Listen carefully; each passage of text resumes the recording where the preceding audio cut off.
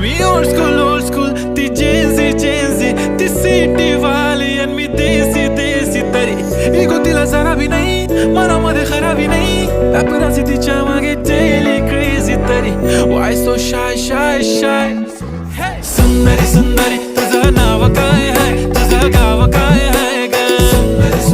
अरे सुंदरी तुझं नाव काय आहे तुझं गाव काय आहे ग अरे सुंदरी तुझं नाव काय आहे तुझं गाव काय आहे ग